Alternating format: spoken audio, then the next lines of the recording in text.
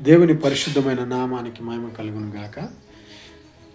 ఈ ప్రపంచంలో ఉన్న మనుషులకు ఉన్నటువంటి స్వభావాల్లో ఒక స్వభావము లేదా లక్షణాలలో ఒక లక్షణం ఏంటంటే, మనిషి ఎప్పుడు కానీ తనున్న స్థితి నుంచి ఇంకొంచెం పైకి ఎదగాలని చూస్తూ ఉంటాడు.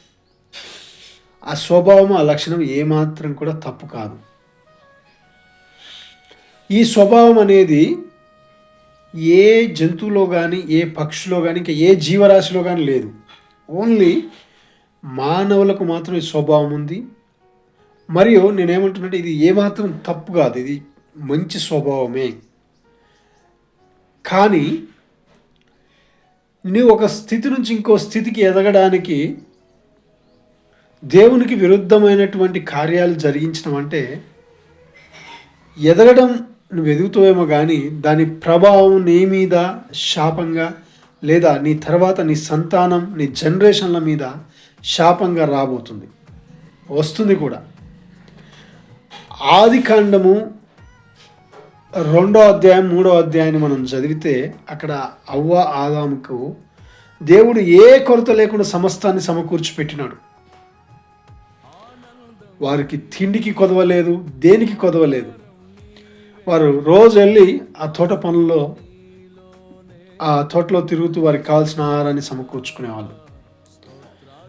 అంత సమృద్ధిగా ఉన్నటువంటి జీవితంలో సాతాను ఎంటర్ అయ్యి, ఇదిగో అవ్వ, మీరు ఈ చెట్టు పనులు తింటే మీరు దేవతల వలె అవుతారని చెప్పినాడు.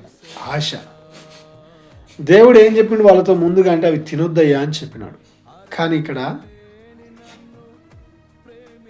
సాతాను చెప్పగానే వారిలో ఆశ పుట్టి ఉన్నతమైన స్థితికి ఎదగాలనుకున్నారు. పోయి ఆ పనులను తినేసినారు. వెంటనే వారిని దేవుడు ఏదేను తోటలో నుండి బయటికి వెళ్ళగొట్టినాడు.